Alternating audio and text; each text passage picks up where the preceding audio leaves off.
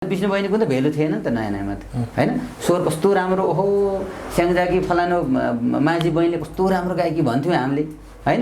तर चाहिँ यो विष्णु माझी नै हो, भोलि स्टारै हुन्छन् भन्ने पनि थाहा थिएन। भेल्यु हुन्थेन नि त, न मेरो भेल्यु न विष्णु भेल्यु, कसैको भेल्यु हुन्थ्यो नि त। नयाँ नयाँमा त कसैको भेल्यु भएन। त्यस्तै स्थिति थियो। तर अति मिठो गीत गाउने विष्णु बहिनीले, चोटिला शब्दले प्रहार गर्ने, जहाँ पनि चाहिँ प्रतियोगितामा जित्नै भनेर गाउने, जित्ने पनि फेरि। अहिले पनि प्रतियोगितामा लड्ने पनि विष्णु बहिनी सायद जित्नुहुन्छ प्रतियोगितामा।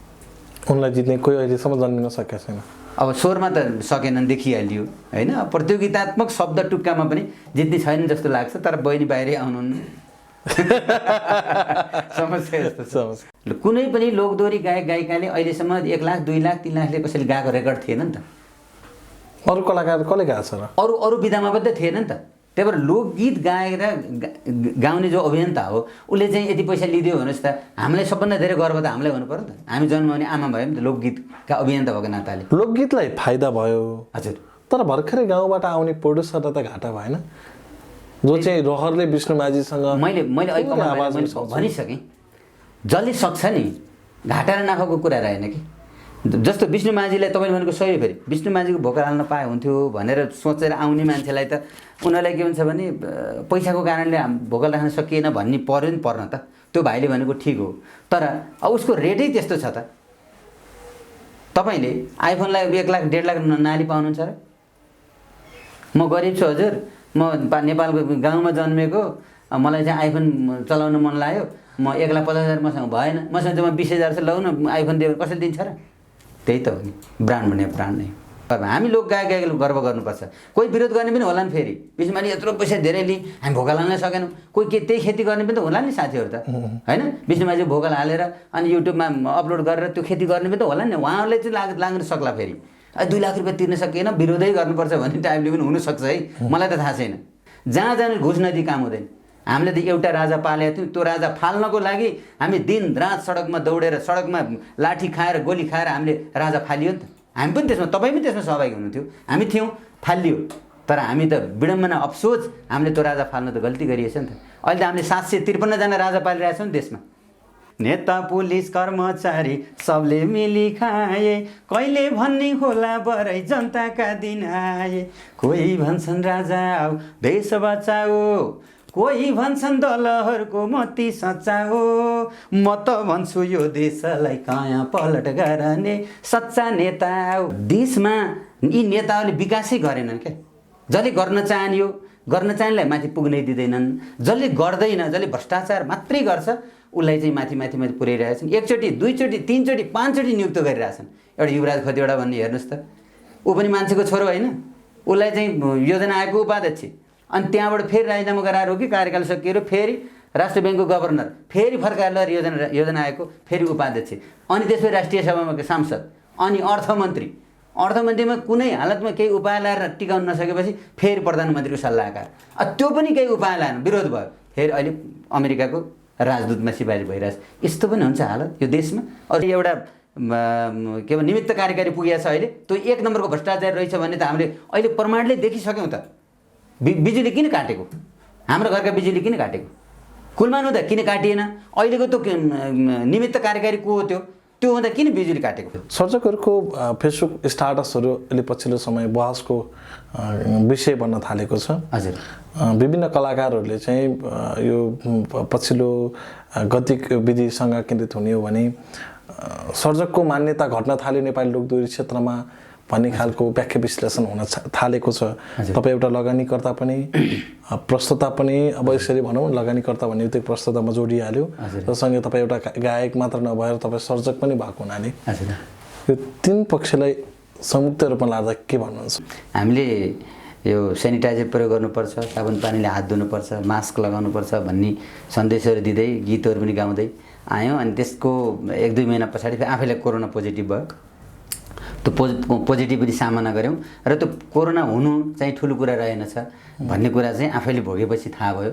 कोरोना व्यापक रूपमा यो हाउगुजी फैलाएर, यो लकडाउन गरेर यो राज्यलाई आर्थिक भार थोपरिएर व्यवसायहरू टाट पल्टेर चौपट भएर यो अवस्थामा आउन हुन्थेन। यो कुरो हुन त नयाँ रोग भएको कारणले के नै होला भनेर पनि लकडाउन भएको होला।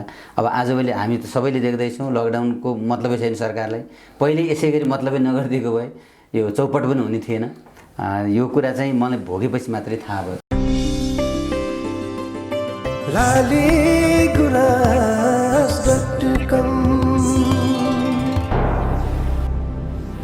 सबै खबर सबैका लागि।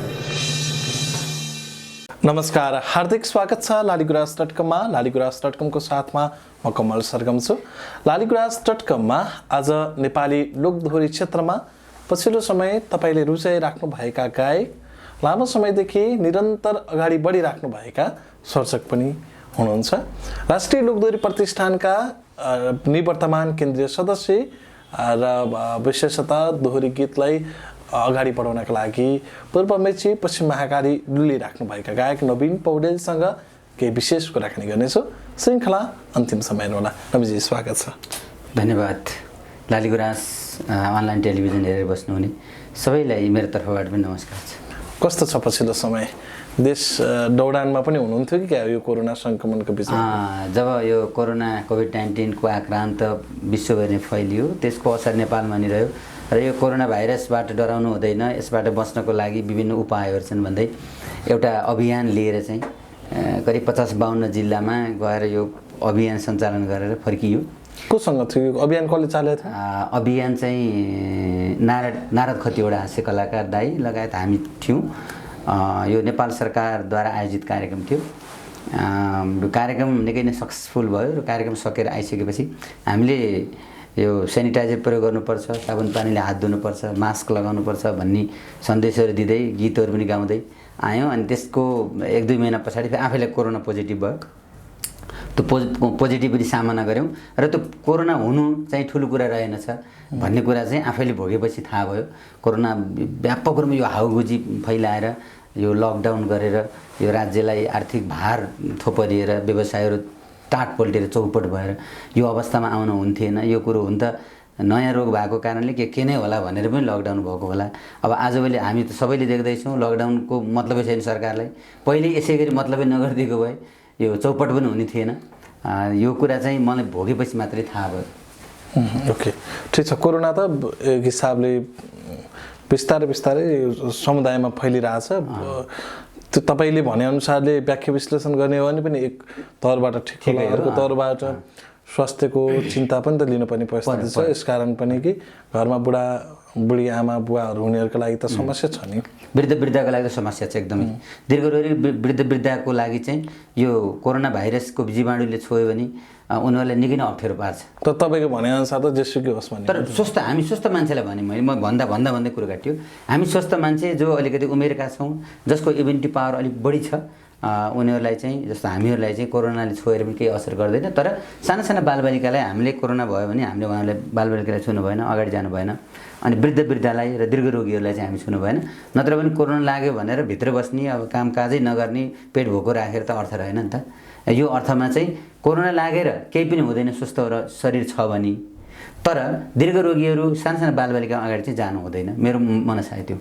ओके, अहिले पछिल्लो समय कस्तो हुँदैछ? लोकदोहोरी क्षेत्रका कलाकारहरूले कसरी चाहिँ सामना गरिराख्नु भएको छ यो रोगलाई र कसरी चाहिँ तपाईँहरू अगाडि बढिराख्नु भएको छ? तपाईँहरू त स्टेजमा कार्यक्रमहरू प्रस्तुत गरेर हिँड्ने कलाकारहरू।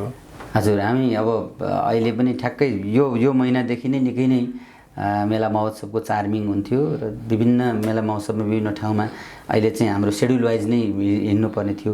तर अहिले त विश्व नै जाम परेको छ, हामी पनि जाम परिरहेका छौँ। र हामीहरू कोही कलाकार जस्तो म एउटा यो अभियान लिएर देशव्यापी रूपमा हिँडेँ। अरू केही साथीहरू पनि हिँड्नुभयो होला होइन, कति साथीहरू जाम परेर घर पनि बस्नुभयो। अहिले चाहिँ के छ भने सबैजना टोटल्ली फुर्सदमा हुनुहुन्छ होइन। जसले सिर्जना गर्नु भएको छ, सिर्जना गर्नेहरू सिर्जनातिर पनि लाग्नु भएको छ होइन भने सबै कलाकारहरू लगभग फुर्सदकै अवस्थामा हुनुहुन्छ।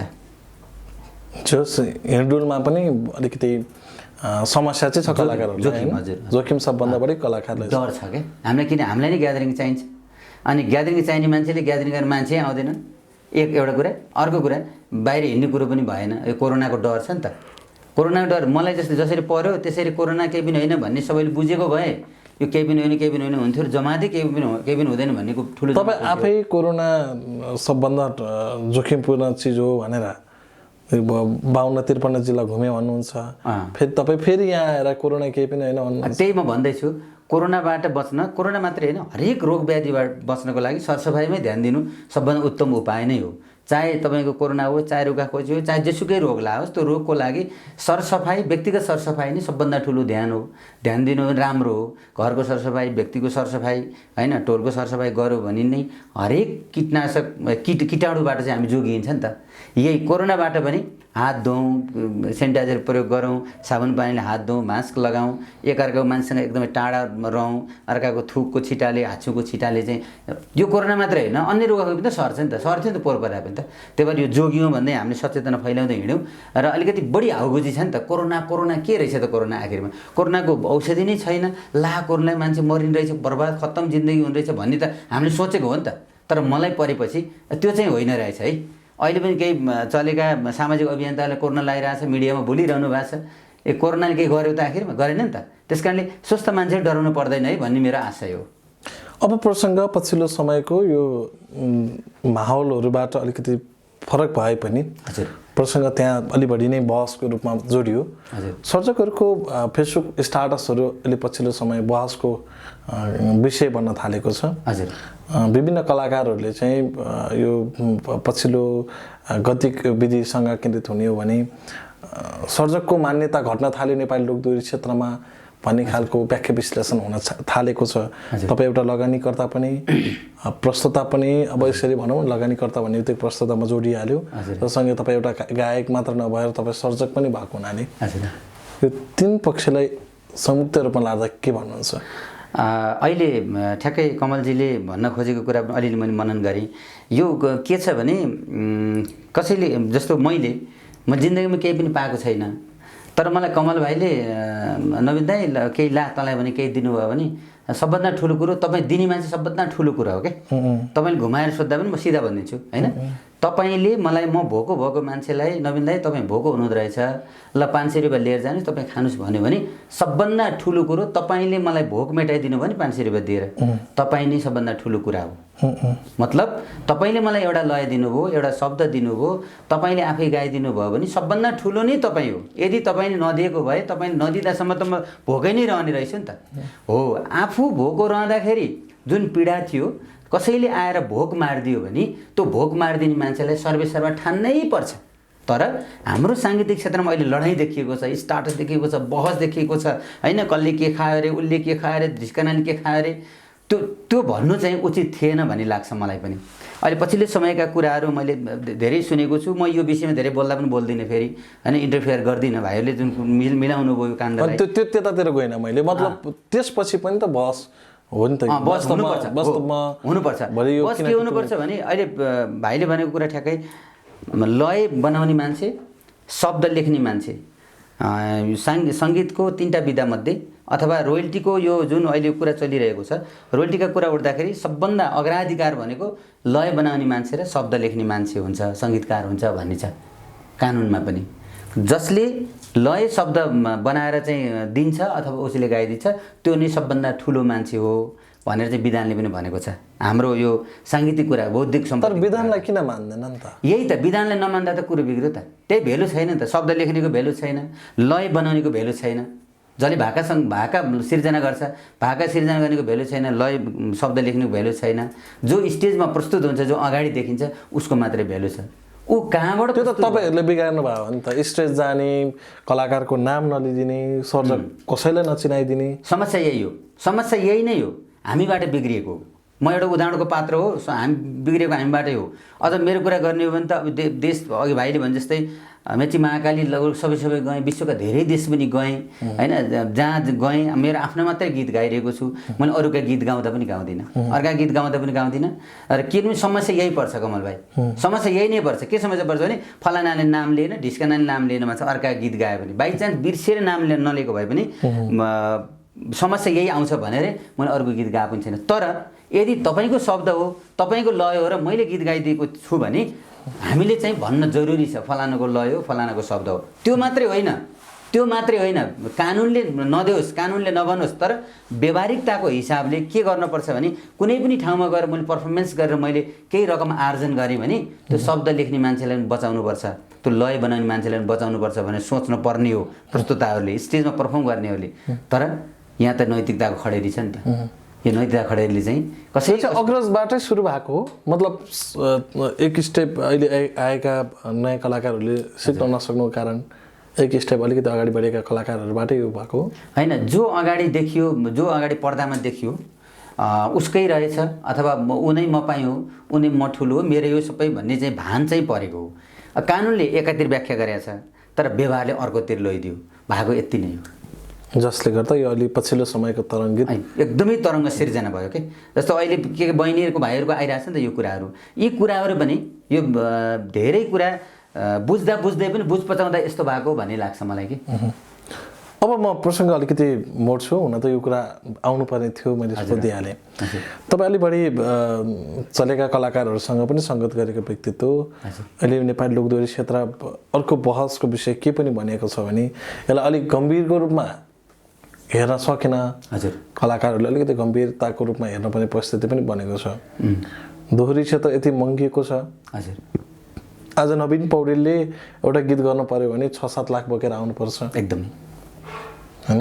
हो, त्यो एउटा क्वालिटीको हिसाबले राम्रो पनि होला, राम्रो हैन? पहिला फेरि तपाईँहरू 50,000 मा गीत गर्दा पनि कमाउने उति नै हो, उति नै थियो। आज त्यही खालको क्वालिटी बढ्यो, त्यही खालको एउटा समस्या घट्ला, सबै कुरा बढ्दा पनि कमाइलो हो, कमाइ उस्तै हो भनेपछि अब यसलाई हामीले कसरी लिने त? अब कुन तरिकाले जाने त? अब यो कुरा के छ भने धनीले कमाउन सक्यो खायो, गरिबले कमाउन सकेन खाएन भन्ने जुन छ नि, मलाई लाग्छ सक्नेले गर्ने हो, नसक्नेले हातै हाल्ने होइन भन्छु मैले त। जस्तो हामी किन भाइरल हुन सकेनौँ, हाम्रो लेभलका कलाकारहरू केही त होलान्, तर धेरै जसो कलाकार साथीहरू किन भाइरल हुन सकेका छैनन् भनेको के हो भने हामीले चाहिँ त्यो भाइरल हुनको लागि त्यो लगानी गर्न सकेनौँ। हामीले जमाना पैसाको रहेछ नि त, जमानाको पैसाको रहेछ। धेरै मिडियामा तपाईँले सुन्नुहुन्छ, धेरै फेसबुकका पेजहरूमा तपाईँले सुन्नुहुन्छ, कोही ट्युनले कलाकार भएको भन्ने सुन्नुहुन्छ, कहिले चाहिँ जबरजस्त कलाकार भएको भन्ने सुन्नुहुन्छ नि त। आखिरमा पैसाले कलाकार भएका त रहेछ नि त यहाँ पनि। त्यस कारणले जसले पैसा धेरै खर्च गर्न सक्यो, जो अगाडि म चाहिँ गर्छु भनेर जो लगनशील भएर अगाडि आइरहन सक्यो, चाहे शब्द होस्, चाहे लय होस्, चाहे स्वरै किन नहोस्, जो अगाडि आइरहन सक्यो त्यो नै चाहिँ अगाडि बढ्ने रहेछ। र उसैले जति सक्यो अलिअलि कमायो, नत्र भने अरूको चाहिँ खैरियत छैन भन्ने लाग्यो मलाई त। अहिलेको अब त्यो लगानी एक हिसाबले छँदैछ, तर सर्जक पनि महँगिए, गायिका पनि महँगिए भन्ने परिस्थिति छ नि। हजुर, यस छ। आफ्नो सिर्जना भने बौद्धिक सम्पत्ति हो नि त। आफ्नो बौद्धिक सम्पत्तिको मैले यति पैसा पाउनुपर्छ भने कसैले रेट राख्छ भने त्यसलाई चाहिँ नाजायज ठान्नमा भन्न मिल्दैन। भनेको लिने रेट चाहिँ लिनुपर्छ भन्ने तपाईँको एकदमै एकदमै। त अब अहिलेको यो पछिल्लो जल्दो बल्दो विषयसँग अहिले केन्द्रित हुँदै गर्दा मलाई एउटा प्रश्न एकदमै तपाईँसँग जागरुक भएर सोध्न मन लाग्यो। तपाईँले विष्णु माझीसँग धेरै गीत गाउनु भयो? केही गीत गाएँ। केही गीत गाउनु भयो? हजुर। चले? त्यो बेलामा युट्युबको जमाना थिएन, चले, राम्रै भयो। राम्रै भयो। लगानी उठाउनु भएको थियो? लगानी मात्रै होइन, गीतै राम्रो, अति राम्रै भयो। हामीले चिनाउनै सफल भयो। ए हजुर सुन्नु भएको छ र मेरै जस्तो मायाजाल तपाईँले नि बुन्नु भएको छ र टाइपका गीतहरू विष्णु बहिनीसँग गाएको मैले। गाइदिनु न एकचोटि। घर नजाम थर्काउँछे घरकीले, जाँदा खाउ मर्काउँछे अर्कीले, सुन्नु भएको छ र ए हजुर सुन्नु भएको छ र मेरै जस्तो माया जाल तपाईँले नि बुन्नु भएको छ र मेरै जस्तो माया जाल हजुरले नि बुन्नु भएको छ र। त्यो बेला क्यासेटको जमाना थियो त गीत आउँदा? हजुर, क्यासेटको जमाना थियो। हामी भर्खर रेडियो सुन्थ्यौँ। हजुर, सायद गाउँतिरै हुँदाखेरि युट्युबको भ्युज भन्ने केही पनि थिएन। यो सायद 61-62 सालतिरको कुरा हुनुपर्छ। अब सिआरबिटी आउनु लागेको थियो होइन? सिआरबिटी चालु के आइसकेको थियो? चालु भइसकेको थियो। भनेपछि यसले एउटा राम्रो तपाईँलाई चाहिँ एउटा राम्रो बाटोतिर डरायो? होइन, एकदमै राम्रो। मलाई कसैले नवीन पौडेल भन्ने बित्तिकै ए हजुर सुन्नु भएको छ र भन्ने चिन्नुहुन्छ, कसैले चाहिँ श्रीनगर बतासे डाँडैमा भन्नुहुन्छ। अब मान्छेको कुन कसले गीत सुन्यो भन्ने त हो नि। अनि कसैले रातो डोरी कपाल लर्केको हल्ला सुन्छु नराम्रो त्यही हुनाले छाती चर्केको भन्ने। यो गीत एक टुक्का गाइदिनुहोस्। यसमा विष्णु माझी हो? होइन, यसमा रातो डोरीमा चाहिँ लक्ष्मी नेउपाने दिदी हो कि जस्तो लाग्छ मलाई। रातो डोरी कपाल लर्केको हल्ला सुन्छु नराम्रो त्यही हुनाले छाती चर्केको रातो डोरी कपाल लर्केको हल्ला सुन्छु नराम्रो त्यही हुनाले छाती चर्केको उति बेलाको गीत हो यो हैन त्यो जमानामा अब युट्युब थिएन केही थिएन अब युट्युबको जमाना आइसकेको भए पनि हाम्रो चलन चाहिँ थिएन त्यो युट्युब राख्ने भन्ने त्यो भएर चाहिँ त्यो बेलामा क्यासेट चल्ने रेडियो एफएमबाट गीत जसको गीत बज्यो जसको गीत मन परायो त्यो नै चलेको ठानिन्थ्यो त्यो बेला चाहिँ अब मेरा गीतहरू पनि निकै नै मन पराइदिनु भयो सबैको मानसपटलमा नवीन पौडेल भन्ने बित्तिकै फलानु गीत भन्ने चाहिँ छ सायद अघि तपाईँले भनेपछि तपाईँ सानै हुनुहुन्थ्यो होला हैन तपाईँले सुन्नुभयो होला यी प्रकृतिका गीतहरू चल्दाखेरि यी प्रकृतिका गीतहरू सुन्ने श्रोताहरू पनि भिन्दै हुनुहुन्थ्यो अब अहिलेका श्रोताहरू फरक हुनुहुन्छ गीत पनि तपाईँको युट्युबमा करोड भ्युज गयो भने त्यो गीत चलेको हुन्छ हैन अब थोरै भ्युज गर्नु त्यो गीत नचलेको हुन्छ त्यस कारणले चाहिँ अहिलेका दर्शक पनि भिन्दै श्रोता नि भिन्दै पहिलाका दर्शक पनि भिन्दै श्रोता नि भिन्दै पहिला भेट्न पाए कस्तो हुन्थ्यो भन्ने भए एकदमै अहिले भेटेपछि फोटो खिच्न पाए कस्तो हुन्छ भन्ने ठ्याक्कै त्यो एउटा एक खालको परिवर्तन त भएको हो गीत सङ्गीतमा र कलाकारमा पनि र प्रविधि पनि परिवर्तन भएको हुनाले योसँग पछ्याउने बाटो त भयो जस्तो तपाईँले गीत गाएको धेरै समय हुँदै गर्दाखेरि मैले अघि ठ्याक्क विष्णु माझीको नाम जोडिहालेँ सायद यो प्रश्न जो कहिले कलाकारलाई अहिले पछिल्लो समय परिपूरक भइसक्यो यो प्रश्न नसोधिकन त्यो कलाकारबाट चाहिँ केही जानकारी प्राप्त हुन्न भन्ने भइसक्यो होइन नवीन पौडेललाई यो प्रश्न सोध्दा जायज पनि होला किनभने तपाईँको छिमेकी जिल्लाकी गायिका विष्णु माझी अझ नजिकै वारिपारी नै होला सायद र तपाईँहरू वारिपारीको गायिका हुनुहुन्छ विष्णु माझीको यो पछिल्लो तौर जुन रूपमा हत्तै बढेको छ उनको माग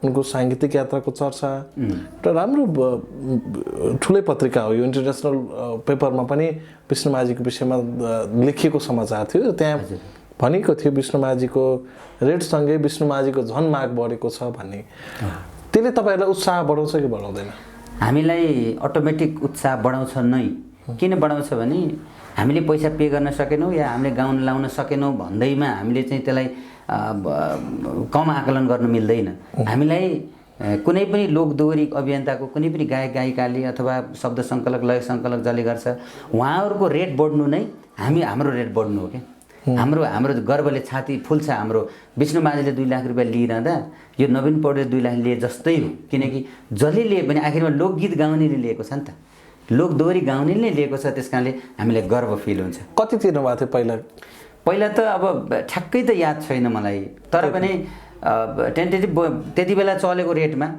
बिमा कुमारी दुधा लक्ष्मी नेपाने शर्मिला गुरुङ दिदीहरू जसरी लिनुहुन्थ्यो विष्णु बहिनीले पनि त्यसरी लिनुहुन्थ्यो भनेको समानान्तर रेट थियो त्यो लगभग 4-5 हजार हजुर 4-5 हजार थियो अब बहिनीसँग हाम्रो मन मिलेको राम्रो सम्बन्ध थियो भर्खर काठमाडौँ आउनु भएको थियो अनि त्यस्तो मुख लुकाउने है टाउको छोप्ने यस्तो केही पनि थिएन भेट्दा नमस्ते दाइ खाजा खानुभयो भन्ने राम्रोसँग कुरा गर्ने गर्नुहुन्थ्यो त्यति बेला मन मिलेरै अब त्यो उहाँ लिएको रेट भन्दा आधा भन्दा थोरै दिएको जस्तो लाग्छ मलाई चाहिँ त्यो मायाले फेरि उहाँलाई पैसा घटाएको कुरो होइन कि त्यो मायाले आत्मीयता मिलेर त्यो त्यति पैसा पे गरियो अब त्यो पैसा तुलनामा अहिले त कति 100 गुणा बढी भइसक्यो तर उनको एउटा संरक्षक भनौँ न सुन्दरमणि अधिकारीले एउटा राम्रो भूमिका त खेलेका हुन् नि होइन राम्रो छ अब एउटा कुरा के हुन्छ भने नजाने गाउँको बाटो सोध्नु हुँदैन मेरो धारणा चाहिँ जस्तो श्रीमान तर तपाईहरु त जाने गाउँ पर्यो नि त यो त नै जस्तो श्रीमान श्रीमतीको कुरा हो नि कसैको घरको कुरा श्रीमतीको कुरा तँ श्रीमतीले के गरिस् या तँ श्रीमानले के गरिस् भने कसैले सोध्ने अधिकार छैन नि त त्यही हो उहाँहरू चाहिँ दुईजनाले जे निर्णय गर्नुभएको छ त्यो जायज लाग्छ मलाई त्यो कसैले चाहिँ रोइ कराई गरेर हुनेवाला पनि होइन हैन श्रीमान श्रीमतीको निर्णय चाहिँ मेरो श्रीमतीले कसैले केही भन्छ भने त्यो त उचित होइन नि त तपाईँ श्रीमतीले कसैले केही भन्छ उचित हो र होइन नि त तर सार्वजनिक ठाउँमा गीत गाएर चिनिएको मान्छे करोडौं दर्शक श्रोताको एकदम लोकप्रिय मान्छेलाई हामीले देख्न पाए हुन्थ्यो बाहिर आइदिए हुन्थ्यो भन्ने चाहना आउनु स्वाभाविक हो म पनि त्यसमा सहमत छु तर कसैको श्रीमतीलाई कसैको घरमा गएर फोरे त बाहिरै आउनुपर्छ भने तान्न लाग्नु त्यो चाहिँ मलाई उचित लाग्दैन उनले 2 लाख रुपैयाँ लिएकी छिन् विष्णु माझीले म एकदम खुसी छु त्यसमा खुसी हुनुहुन्छ हजुर उनी बाहिर नआएको हल्लाहरू हजुर जुन रूपमा उनलाई चाहिँ पारिवारिक रूपमा दबावमा राखिएको छ भन्ने त सत्य लाग्ला तपाईलाई किनभने सुन्दरमणिसँग पनि राम्रो सम्बन्ध तपाईको विष्णु माझी दुवैजनासँग मेरो राम्रो सम्बन्ध हो दबाब भनेको के हो भने कसैले खुसी पारेर दबाबै होस्, खुसीको कारणले बाहिर आएन भने त उसलाई चाहिँ तँलाई दबाब परेछ त बाहिर आइज भन्नु त भएन नि त। श्रीमान श्रीमती बिचमा दुईजना कुरो मिलेर त बाहिर आएनन्। यदि दबाबै परेको हो भने उनी दबाब खेप्न नसकेर मिडियामा आउँथिन् होला नि त। मलाई दबाब भयो, म बाहिर आउन चाहन्थेँ, मलाई चाहिँ मेरो श्रीमानले आउन दिएनन् भने आउँथिन् होला। अब यसलाई दबाब पनि नठानौँ। म चाहिँ सबै कुरा सकारात्मक रूपमा लिने भएको कारणले चाहिँ यो कुरा पनि सकारात्मक रूपले नै लिएको छु। हो भलै नवीन पौडेलले चाहिँ विष्णुमाझी बाहिर नआइदियो हुन्थ्यो भने कामना गर्यो, त्यो होइन। कसैको घर, मैले भने अघि नजाने गाउँको बाटै नसोध्ने, हामी नजाने गाउँ हो नजाने घर हो भने यो घर जाने बाटो कता हो भन्नु कुनै अर्थै छैन नि त। त्यही भएर उनले लिएको जुन पारिश्रमिक छ सकिन्छ, उनले डिमान्ड गर्ने हो नि त। सक्नेले भोकल राख्छन्, नसक्ने भोकल राख्दैनन्। हामीले हामीले सके पनि नसके पनि अहिलेसम्म विष्णुमाझीलाई जुन बेला हामीले गीत धेरै, मैले पनि 5-7वटा गीत विष्णुमाझीसँग गाएको छु होइन। त्योभन्दा यता बहिनीको रेट पनि महँगो हुँदै गयो, मैले पे गर्न सकिनँ होला, मैले राखिनँ। सक्नेले राख्नुहुन्छ, त्यसलाई त सम्मानै गर्नु पऱ्यो नि त। ऊ नसक्ने, पैसा तिर्न नसक्नेलाई पनि सुन्दरमय अधिकारीले या विष्णुमाझीले आएर घोगरी ठाक लाएर मेरो विष्णुमाझीकै भोकल हाल्नुपर्छ पैसा दिएको दिए त गरेका छैनन् तिनीहरूले। त्यस कारणले चाहिँ सक्नेले चाहिँ गर्ने हो, नसक्नेले विरोध गर्नु कुरो अर्थ चाहिँ जस्तो लाग्छ। कतिको सहज थियो दोहोरी खेल्न विष्णुमाझीसँग? धेरै अत्यधिक सहज थियो।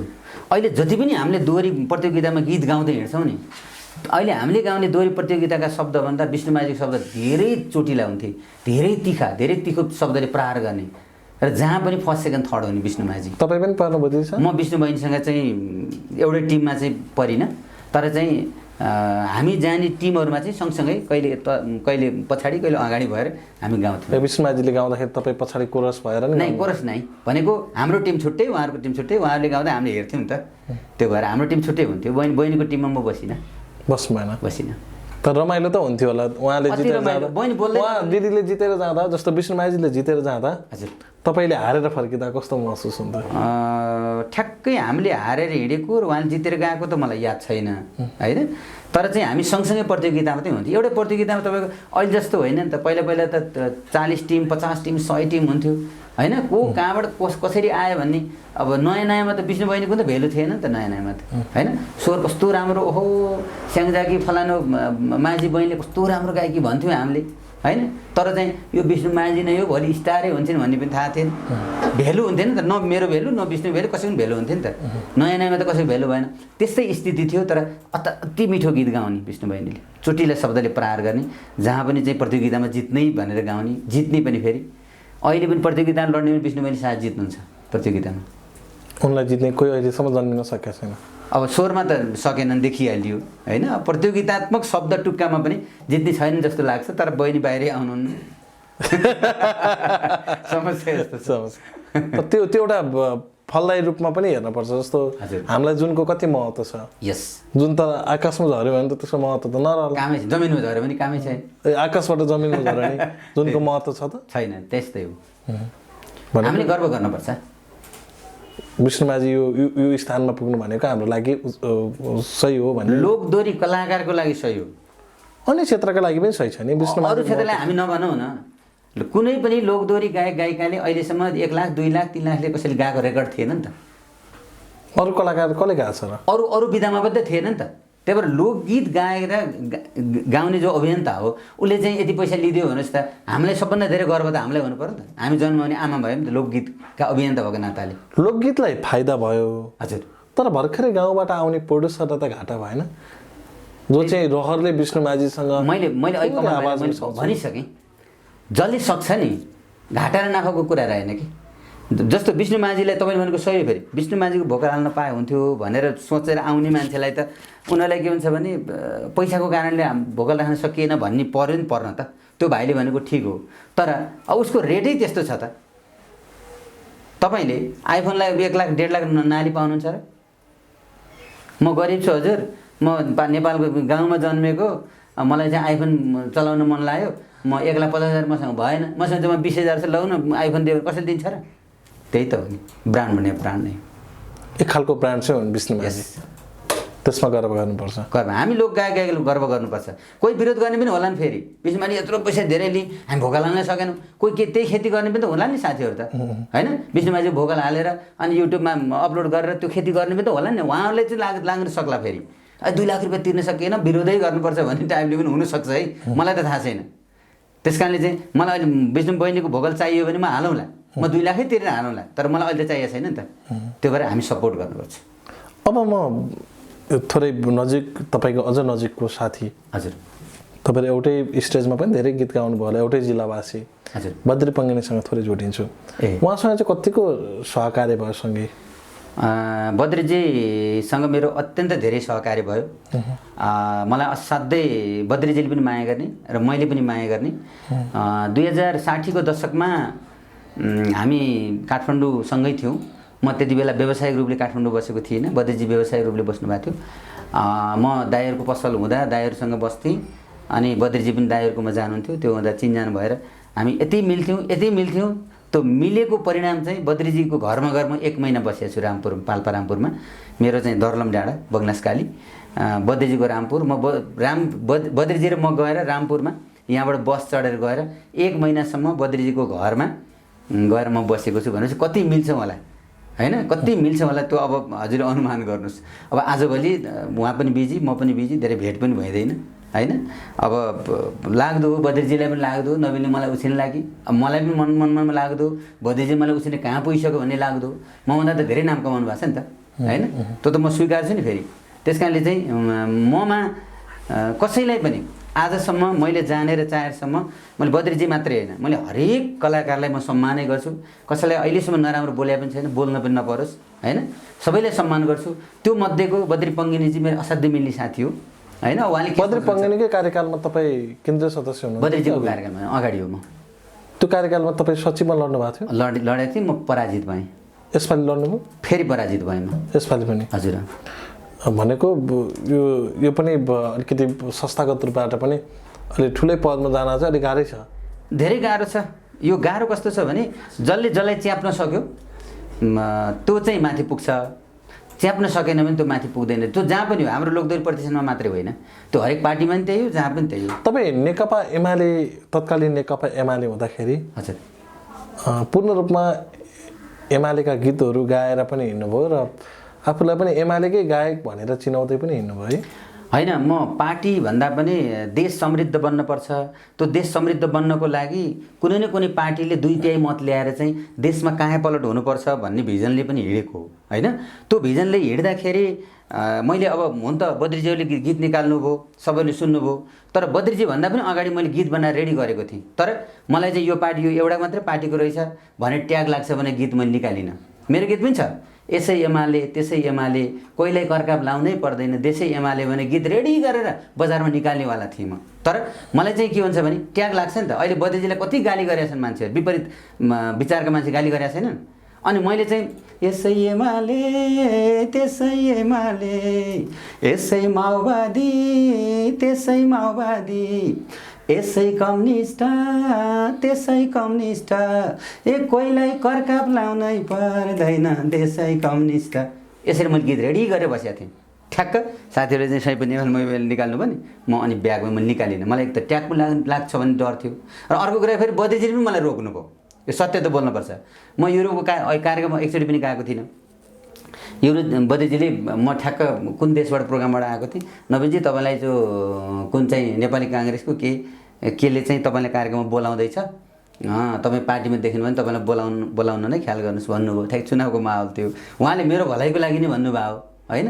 अनि त्यो उहाँले त्यो भनिसकेपछि म अलिकति हच्किएर मैले यसै एमाले त्यसै एमाले, कोहीलाई कर्काप लाउनै पर्दैन, देशै एमाले भन्ने जुन गीत रेडी गरेर बसेको थिएँ, अन्त म ब्याग भएँ। अनि म ब्याग बसेँ। यदि निकालेको भए फलाना नवीनले यस्तो पार्टी गीत गायो भने हल्ला पनि हुन्थ्यो, गाली पनि खाइन्थ्यो, सबै कुरा हुन्थ्यो। तर चाहिँ म त्यसरी पनि ब्याग भएँ। तर मलाई कुनै पछुतो छैन, म ठिक छु, म सबैको नजिक छु। म सबै पार्टीका नेताहरूसँग जोसँग नजिक छु, सबैसँग नजिक छु। सबभन्दा धेरै नजिक यो देशमा भ्रष्टाचार गर्न नचाहने, यो देशमा चाहिँ सही स्थिति बसाल्नुपर्छ भने हरेक पल्ट सोचिरहने माधव नेपालसँग चाहिँ म अझै बढी नजिक छु। म त खुलेर बोल्न पनि चाहन्छु कि जसले राम्रो गरेछ, काङ्ग्रेसको धनबहादुर गुरुङसँग म एकदम नजिक छु, होइन? म अन्य नेताहरूसँग म नजिक नभएको होइन, तर देशमा यी नेताहरूले विकासै गरेनन् क्या। जसले गर्न चाहनेलाई माथि पुग्नै दिँदैनन्, जसले गर्दैन, जसले भ्रष्टाचार मात्रै गर्छ उसलाई चाहिँ माथि पुर्याइरहेछन्। एकचोटि दुईचोटि तीनचोटि पाँचचोटि नियुक्त गरिरहेछन्। एउटा युवराज खतिवडा भन्ने हेर्नुहोस् त, ऊ पनि मान्छेको छोरो होइन, उसलाई चाहिँ योजना आयोगको उपाध्यक्ष, अनि त्यहाँबाट फेरि राजीनामा गराएर हो कि कार्यकाल सकिएर फेरि राष्ट्र ब्याङ्कको गभर्नर, फेरि फर्काएर योजना आएको, फेरि उपाध्यक्ष, अनि त्यसपछि राष्ट्रिय सभामा सांसद, अनि अर्थमन्त्रीमा कुनै हालतमा केही उपाय लाएर टिकाउन नसकेपछि फेरि प्रधानमन्त्रीको सल्लाहकार, त्यो पनि केही उपाय लाएन, विरोध भयो, फेरि अहिले अमेरिकाको राजदूतमा सिफारिस भइरहेछ। यस्तो पनि हुन्छ हालत यो देशमा। अरू सक्षम छैनन्? नवीन पौडेल मात्रै गीत गाउन सक्षम हो, अरू गायिका छैनन्? कमल सरको मात्रै सङ्गीतको यो हस्ती हो, अरू छैनन्? प्रेमसागर पौडेल मात्रै हो, अरू छैनन्? यो कुरो राज्य सञ्चालकले सोचेनन्। आफ्नै पार्टीमा रहेका विभिन्न अलि फरक विचारधारा राख्ने, आफ्नै पार्टीका फरक विचारधारा राख्ने सक्षम व्यक्तित्वहरूलाई चान्सै छैन। यहाँ पेलेर लगेर अहिले हेर्नु त 2/3 सरकार छ भने हामी फुर्क्क परेर नाक ठुलो बनाएर चाहिँ देशमा कहाँ पलट हुन्छ भनेर चाहिँ हामी सबै काँध बोकेर हिँड्यौँ। अहिले आएर यो हालत भयो। एउटै व्यक्तिलाई पटक पटक नियुक्ति छ, जसको योगदानै छैन यो देशमा। युवराज खतिवडाको योगदान केही छ त यो देशमा? आज योगदान हुने कुलमान घिसिङको नाम, आज योगदान हुने के अरे कुलमान घिसिङ खै 2 चोटि नियुक्ति दिने के हुन्थ्यो? सरकारले राम्रो काम गरेको थियो त। जब कुलमान चाहिँ बाहिर निस्क्यो, लोड सेडिङ सुरु भयो, दिनको 1 घन्टा 2 घन्टा बिजुली गएको गई गर्छ। यदि कुलमान त्यहाँ भइदिएको भए गर्ने मान्छे हो नि त। कुलमानले पनि टपकटीबाट आकाशबाट बिजुली ल्याएको त होइन नि त, उसले पनि म्यानेज गरेर पुर्याइदिएको नि त। र पलमा 24 घन्टा नसुतेर भए पनि जनतालाई बिजुली जान्छ कि हेरै ख्याल गरेर भनेर चाहिँ खबरदारी मात्रै गरेको होइन। यति गर्ने मान्छेलाई चाहिँ खै चान्स दिएको? त्यस कारणले यो देशमा भ्रष्टाचारीका मात्रै बाहुल्य छ। त्यही भएर मैले यो भ्रष्टाचारीहरूलाई तह लाउनुपर्छ, यो भ्रष्टाचारीहरूलाई चाहिँ अब चाहिँ पाखा लाउनुपर्छ भनेर व्यथिति नै व्यथिति छ सुध्रिने हो कहिले, व्यथिति नै व्यथिति छ सुध्रिने हो कहिले, पहिला बरु राम्रै थियो झन् बिग्रियो अहिले। कोही भन्छन् राजा देश बचाऊ, कोही भन्छन् दलहरूको मती सचाऊ, म त भन्छु यो देशलाई काया पलट गर्ने धरती पुत्राऊ। म त भन्छु यो देशलाई काया पलट गर्ने सच्चा नेताऊ। ल्याउ खुकुरी ल्याउ जनता ल्याउ खुकुरी ल्याउ, ल्याउ खुकुरी ल्याउ जनता ल्याउ खुकुरी ल्याउ, भ्रष्टाचारी जतिलाई पुर्याइदिउँ छेउ, भ्रष्टाचारी जतिलाई पुर्याइदिउँ छेउ। एउटा राष्ट्रभक्ति गीत होइन? राष्ट्रभक्ति मात्रै होइन, प्रत्येक 3 करोड नेपाली मध्ये जसले भ्रष्टाचार गर्छ तिनीहरूलाई सपोर्ट गर्ने भन्दा बाहेकका सबैजनाको यो बुलन्द आवाज हो। यो तपाईँको आवाज पनि हो, फलानाको आवाज पनि हो, ढिस्कानाको आवाज पनि हो। जो भ्रष्टाचार गराउन त्यहाँ लालायित छ तिनीहरूको पनि आवाज हो। जसले गर्यो तिनीको आवाज होइन, जो भ्रष्टाचार गराउँदैछ तिनीहरूको पनि आवाज हो। किनकि देश त बन्नुपर्छ नि त। भ्रष्टाचारको कारणले यो देश आजभन्दा भोलिभन्दा पछि तल तल तल तल तल धकेलिरहेको छ। हेर्नुहोस्, यहाँ कसैलाई जनताको मतलबै छैन। हरेक पार्टीका बैठकहरू बस्छन्, तर आफ्नो गुट मिलाउने, आफ्ना साथीभाइ मिलाउने, 7 पुस्तालाई सम्पत्ति कसरी कमाउने, त्यो ठाउँमा आफ्ना मान्छे कसरी पुर्याउने भन्ने मात्रै बैठकको निर्णय हुन्छ। जनता र जनजीविकासँग सम्बन्धित कसैले एक चुइको बैठक बोल्दैन। यस्तो नालायक नेताहरू भएको देशमा हामी जन्मदा कता कता दुःख लाग्छ। विश्वका धेरै देश घुमेर आएँ म पनि, विश्वका धेरै समृद्धशाली देश र गरिब देशहरू पनि म गएर आएँ। म देख्छु गरिब देशमा पनि बरु जनसङ्ख्याको कारणले गरिबी होला, तर नेताहरूको कारणले यो थिति बसाल्न नसकेको कारणले चाहिँ त्यो गरिब भएको छैन देशहरू। यस्तो देशमा बसेका छौँ। त्यही भएर मलाई एकदम चित्त दुखेर यो गीत निकालेको। अनि मैले भनेको छु, भागभण्डाले न्यायालय नि दलको अड्डा भयो, भागभण्डाले न्यायालय नि दलको अड्डा भयो, सत्य सेवा सुरक्षणम खोलातिर गयो।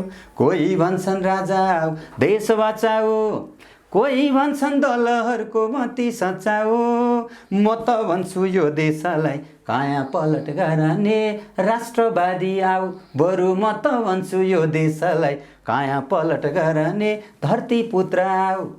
कहिले बन्ला देश जनता कहिले बन्ला देश, कहिले बन्ला देश जनता कहिले बन्ला देश, बुढा खाडा नेताले सन्यास लिएकै बेस, बुढा खाडा नेताले सन्यास लिएकै बेस, भ्रष्टाचारी जतिले सन्यास लिएकै बेस। मैले यसमा धेरै कुरा गरेको छु। हेर्नुहोस्, को आउनु पर्यो त तपाईँको विचारमा? राष्ट्रमा कुलमान घिसिङ जस्ता मान्छेहरू आउनु पर्यो। राष्ट्रमा रवि लामिछाने जस्ता, म कसैको पक्षपोषण गर्न खोजेको होइन, तर गरेरै देखाइसकेँ। म कसैको चाखिलो बन्न खोजेको होइन। म न कुलमान घिसिङ मेरो चिन्जान छ, न मैले जिन्दगी कहिले भेटेको छु, तर काम गर्ने राम्रो मान्छेलाई राम्रो काम गरेको भन्नु पऱ्यो नि त। मैले अघि पनि सुरुमा भने माधव नेपाल जस्तो मान्छेलाई चान्स दिनु पऱ्यो। 1 वर्षमा सरकार ढलाइन्छ, जब निर्णय गर्ने बेला हुन्छ सरकार ढलाइन्छ। धनराज गुरुङ जस्ता नेपाली काङ्ग्रेसका मान्छेहरू छन्, त्यस्तै समाजवादीमा होलान्, राप्रपामा पनि होलान्, राम्रा मान्छेलाई ल्याएर नेतृत्व सुम्पिने हो भने तिनले राम्रै काम गर्थे नि त। तर यहाँ त भ्रष्टाचारी मात्रै छन्। कसरी बालुवाटार काण्ड घटाउने, अहिले चाहिँ अर्थमन्त्री पनि नियुक्त भएको छ नि, बालुवाटार ललिता निवास काण्डमा मुछिएका अर्थमन्त्री। नैतिकता छ भने अर्थमन्त्री खान हुन्थेन नि त। मेरै दाजुभाइ हुन् पौडेल, नैतिकता छ भने त त्यो अर्थमन्त्री खान हुन्थेन नि। लोभ लालच पदका भोगी। अहिले त हामी सुन्दैछौँ नि 5 नम्बर प्रदेश, अहिले लुम्बिनी प्रदेश बनाए, 5 नम्बर प्रदेशको राजधानीसँग साटेर अर्थमन्त्री खायो भने व्यापक सुन्दैन। आखिर यथार्थमा पनि रहेछ। त्यस कारणले यस्ता भ्रष्टाचारी नेताहरू, म त उदाहरण मात्रै दिएको, यस्ता भ्रष्टाचारी कच्छन् के जहाँ जानु घुस नदिई काम हुँदैन। हामीले त एउटा राजा पालेका थियौँ, त्यो राजा फाल्नको लागि हामी दिन रात सडकमा दौडेर, सडकमा लाठी खाएर गोली खाएर हामीले राजा फालियो नि त। हामी पनि त्यसमा, तपाईँ पनि त्यसमा सहभागी हुनुहुन्थ्यो, हामी थियौँ, फालियो। तर हामी त विडम्बना अफसोस हामीले त्यो राजा फाल्न त गल्ती गरिएछ नि त। अहिले त हामीले 753 जना राजा पालिरहेछौँ नि देशमा। 753 जना राजा पाल्दाखेरि अहिले देश टाट पल्टिसक्यो। तपाईँले सुन्नुभयो होला केही दिन अगाडि एउटा न्युज आइसक्यो, यी कर्मचारीलाई तलब खुवाउनको लागि, यी भ्रष्टाचारी नेताहरूलाई पाल्नको लागि, यिनलाई गाडी खर्च, इन्धन खर्च, घरबाट सबै बेहोर्नको लागि कहाँबाट 20 अर्ब कि 20 करोड कति ऋण लिएर, आन्तरिक ऋण लिएर चाहिँ तलब खुवाउँदैछ अरे। यसै गरी अब त ऋण लिँदै तलब खुवाउँदै गर्ने हो भने 753 जना राजाहरूको तलब खुरुखुरु खाइरहने, देश चाहिँ टाट पल्टाउने। अब अलिकति श्रम मान्नु पर्दैन, अलिकति लाज मान्नु पर्दैन नेताहरूले। मैले आज मात्रै कसको फेसबुकमा देखेको थिएँ, 4 अर्ब त यी नेताहरूको स्वास्थ्य उपचारमा मात्रै खर्च भएछ। 4 अर्बले त 2टा हाइड्रो पावर बन्थ्यो देशमा, बिजुली झलमल्ल हुन्थ्यो। अहिले लोड सेडिङ छ नि त, लोड सेडिङ हट्यो। अब जिन्दगीमा लोड सेडिङ हुँदैन भनेर हामी फुर्किँदै नाच्दै हिँडेका होइनौँ। अहिले लोड सेडिङ सुरु भएको छ। त्यो भ्रष्टाचारी त्यहाँ कुन चाहिँ कार्यकारी एउटा के भन्छ निमित्त कार्यकारी पुगेको छ अहिले, त्यो 1 नम्बरको भ्रष्टाचारी रहेछ भने त हामीले अहिले प्रमाणले देखिसक्यौँ त। बिजुली किन काटेको, हाम्रो घरका बिजुली किन काटेको, कुलमान हुँदा किन काटिएन, अहिलेको त्यो निमित्त कार्यकारी को हो त्यो हुँदा किन बिजुली काटेको, अनि गीत ननिकाल्ने हामीले। त्यही भएर नेता पुलिस कर्मचारी सबले मिली खाए, नेता पुलिस कर्मचारी सबले मिली खाए, कहिले भन्ने होला बरै जनताका दिन आए। कोही भन्छन् राजा आऊ देश बचाऊ, कोही भन्छन् दलहरूको मती सच्चाओ, म त भन्छु यो देशलाई काया पलट गर्ने सच्चा नेता हो। दलको विकल्प दलै हो फेरि। ए म त भन्छु यो देशलाई काया पलट गर्ने सच्चा नेता हो। ए हो कि होइन हो, कमल हो कि होइन हो, ए हो कि होइन हो, प्रेम हो कि होइन हो, ए हो कि होइन हो, जनता हो कि होइन हो, ए हो कि होइन हो, जनता हो कि होइन हो। यस्ता गीत भाइरल हुँदैनन्, हुनुपर्ने भाइरल यिनी गीतहरू हुन्। जनताको आवाज बोलेको छ, जनताको प्रत्येक शब्दमा पीडा छ, दर्द छ, तर यी गीतहरू भाइरल हुँदैनन्। भाइरल हुन्छन् कस्ता गीत, तिम्रो काखमा सुत्छु तिमी बिना म झुमेर मरे लौ है मलाई माया गर, यी गीतहरू भाइरल हुन्छ। विडम्बना यस्तो छ, देश दुखेको छ, देश रोइरहेको छ, आफूलाई खान खर्च छैन, पेट भोको भइसक्यो नेपाली जनता, तर उनलाई माया प्रीतिकै गीत चाहिरहेको छ। यस्ता अलिकति चाहिँ ऊर्जावान गीतहरू चाहिँ सुन्दिनँ। यही छ विडम्बनापूर्ण अवस्था देशको। जस्ता नेता त्यस्तै जनता। त्यही भएर मैले यी जनता र नेताको बिचका धेरै कुराहरू मैले गरेको छु। मैले यहाँ मैले सबै कुरा सम्झनामा आउँदैन, त्यही भएर मैले यहाँ लेखेर पनि लिएर आएको छु। यहाँ चाहिँ देश रोइरहेको छ, भ्रष्टाचार भइरहेको छ, तर जनतालाई मतलबै छैन। जनता सडकमा आउँदैन। केही सडकमा आएका जनता छन् 2-4 लाख, राजा आऊ देश बचाऊ भनेर चिच्याइरहेछन्। केही 2-4 लाख जनता सडकमा आउँछन्। यी दलहरू कुरा मिले, यिनीहरू दलहरू हुँदैन, यी दलहरू मात्रै सच्चे हुनुपर्छ, यिनको काम कारबाही सच्चिनुपर्छ। हामीलाई दलले काम गरेको चित्त बुझेन भने सडकमा उफ्रिरहेछन्। यी जनता पनि त छन् नि। त्यही भएर यी जनताको पक्षमा मैले काम गरेको। देश लुट्नलाई सबै पार्टी सहमति गर्छन्, देश लुट्नलाई सबै पार्टी सहमति गर्छन्, भने जस्तो नभएमा आफै लडी मर्छन्। 2/3 सरकार मर्नेलाई लडेर यस्तो हालत छ। तपाईँले अघि भने जस्तै हामी जसलाई जितायौँ उनीहरूको विरुद्धमा हामी बोलिरहेका छौँ। भोलि अहिले नेकपा मात्रै होइन, काङ्ग्रेस मात्रै होइन, के भन्छ अरे अन्य पार्टीहरू मात्रै होइन, जसले नराम्रो गर्छ नराम्रो पक्षमा बोल्नु नै सजग नागरिकको दायित्व हो। तपाईँ हामी सचेत नागरिक हौँ। सचेत नागरिक हो भने मैले भोट दिएर जिताएको मान्छेलाई मैले त नराम्रो भन्नु नपाउने। मजाले पायो पाइयो नि त। त्यस कारणले अरू जस्तो लाचारीपन अरू जस्तो दैचिउरी बन्नु हुँदैन। जसले राम्रो काम गरेन यसले राम्रो काम गरेन है, मेरो बाबु किन नहोस्, मेरो बाबाले चाहिँ राम्रो काम गर्नु भएन, त्यस कारणले बाबाले अब चाहिँ अधिकार छोराहरूमा दिनुपर्छ भनेर हामी बोल्न सक्नुपर्छ। अनि बल्ल सचेत नागरिक भएको नाताले हामी यहाँ रहन सक्छौँ। अहिले तपाईँ हेर्नुहोस्, जति पनि युवाहरू छन्, जति पनि दिमाग भएका ताजा दिमाग भएका युवाहरूलाई गाउँबाट सहरबाट लखेटेर विदेश पठाइयो नि। विदेशमा अहिले 50 देखि 80 लाख युवाहरू जसको तातो दिमाग छ, जसले काम गर्ने भिजन छ, जोसँग पढाइ लेखाइ छ, यी युवाहरू जम्मै देशमा बस्न नसकेर विदेशमा धपाइएका छन्। पहिला कहिले जनयुद्धका कालमा धपाइएका छन्, कहिले झापाकाण्डमा बेला धपाइएका छन्, कहिले लाउडा प्रकरण के जातिका बेला धपाइएका छन्।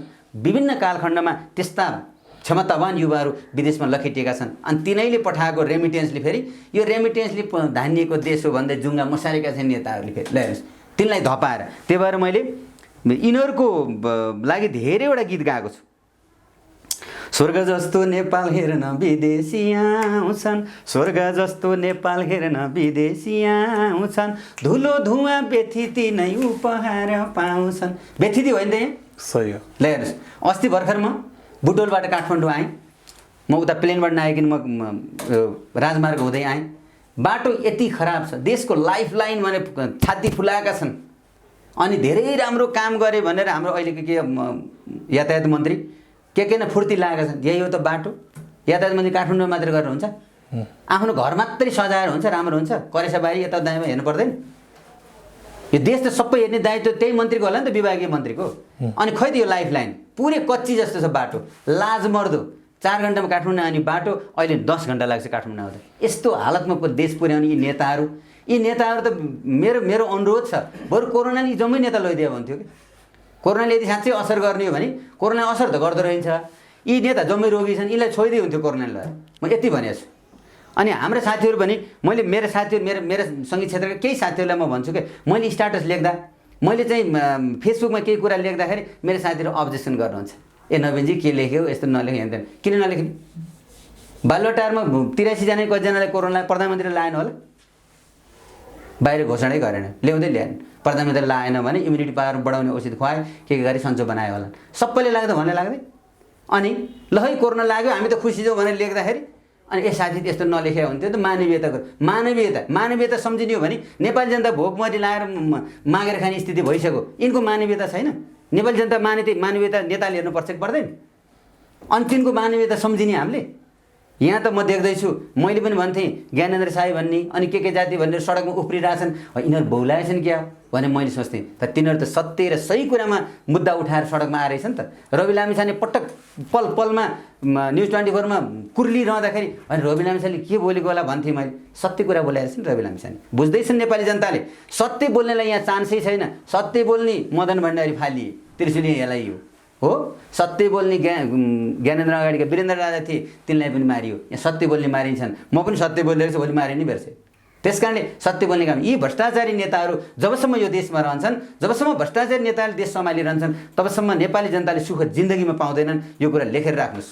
हाम्रो पुस्ता त अब आजित भइसक्यो। हुन्छ, अन्त्यमा तपाईँको के छ भन्नु पर्ने? अनि मेरो भन्नुपर्ने त अब जति भ्रष्टाचारी भन्यो त्यति मन उम्लिएर आउँछ। किनकि देश बनाउने, देशलाई चाहिँ सही बाटोमा लाने त नेताहरूले राजनीति गरेका छन्, राजनेताहरूले होला नि त। खै त सही बाटोमा लगेको यो देशलाई सही बाटोमा लाने। अहिले कलाकार भने गर्व गर्न पाइएछ र हामीले? पाइए छैन। पत्रकार भने गर्व गर्न पाइएछ? कसैको पक्षमा नलेख्ने पत्रकारलाई अपहरण गर्ने मान्छे के गर्छन्? कलाकारले सही गीत गाउनै हुँदैन, देश र जनताको पक्षमा गीत गाउनु हुँदैन, उसको गीत ब्यान्ड गरिन्छ, उसलाई विभिन्न थ्रेड दिइन्छ। यस्तो हालत छ। लेख्नेले राम्रो लेख्न पाउँदैन, बोल्ने राम्रो बोल्न पाउँदैन, गाउनेले राम्रो गाउन पाउँदैन। यो देशमा राम्रो यति स्थिति भएको भए सबैले जे गरे पनि हुन्थ्यो र यति बोल्नै पर्थेन। राम्रो स्थिति भएको भए, देशमा राम्रो स्थिति बसिदिएको भए यति कुरा भन्नै पर्थेन। कसैले पनि गीत गाउनु पर्थेन, कसैको विरुद्धमा कसैले लेख्न पर्थेन नि त। विभिन्न देशहरू घुमेर आउँदा देख्छौँ, वाह, विभिन्न देशका प्रधानमन्त्रीहरू, राष्ट्रपतिहरू कत्रो मान सम्मान, कत्रो इज्जत, जनताले कति मान सम्मान गरेका हेर्नुहोस् त। तर नेपालका राष्ट्रपति, नेपालका प्रधानमन्त्री या पदमा बस्ने मान्छेलाई कुनै नेपालीले राम्रो भने होला? त्यही पार्टीका कार्यकर्ताहरू बाहेक अरूले राम्रो माने होला त? कति गाली गरेका छन् प्रधानमन्त्री केपी ओलीलाई, कति गाली गरेका छन्, गृहमन्त्रीलाई कति गाली गरेका छन्, विभिन्न मन्त्रीहरूलाई कति गाली गरेका छन्, राष्ट्रपतिलाई कति तथानाम गाली गरेका छन्। यस्तो हो त? राष्ट्रपति भनेको आमा हो, बाउ हो, प्रधानमन्त्री भनेको बाउ हो, दाइ हो, घरको हिसाबले हेर्ने हो भने हामीले सम्मान गर्नुपर्छ कि पर्दैन? 2 दिन बिराएर अथवा 1 दिन बाहिर गएर आयो भने अर्को दिन घर आउँदा ढोग्ने हो खुट्टामा, बाउलाई, दाइलाई, आमालाई ढोग्ने हो कि होइन? ढोग्नु पर्ने, झुक्नु पर्ने, साष्टाङ्ग दण्डवत गर्नुपर्ने राष्ट्रपति प्रधानमन्त्रीलाई भट्टे सराप गरिरहेका छन्। हेर्नुहोस् त गाली कति छ। सामाजिक सञ्जालमा लाखौँले सामाजिक सञ्जाल प्रयोग गर्छन्। कुनै पनि सामाजिक सञ्जाल प्रयोगकर्ताले राम्रो भनेर फलान राम्रो गर्यो भनेर चाहिँ भनेको रेकर्ड छैन कि। त्यसैले राम्रो गरिदेऊ न, जनताको पक्षमा काम गरिदेऊ न। अब त अरबौँ खरबौँ सम्पत्ति कमाइसक्यौ, 7 पुस्ताले सम्पत्ति कमायो, अब पनि के को टुटफुट, मेरो राज्य तेरो राज्य, मलाई प्रधानमन्त्री उसलाई प्रधानमन्त्री किन भन्न पर्यो? जनताको पक्षमा निर्णय गर न। कुनै न कुनै नेता निस्कन, एकजना विद्रोह गर न। अनि विद्रोह गरेर निस्क्यौ भने जनताको पक्षमा निर्णय गर त तिमीलाई जीवनभर, तिमीलाई प्रधानमन्त्री जीवनभर राष्ट्रपति त जनताले त बनाउँछ नि, होइन र? यो कुरा बुझेको खै? हस्, धेरै धेरै धन्यवाद तपाईँ। Thank you so much.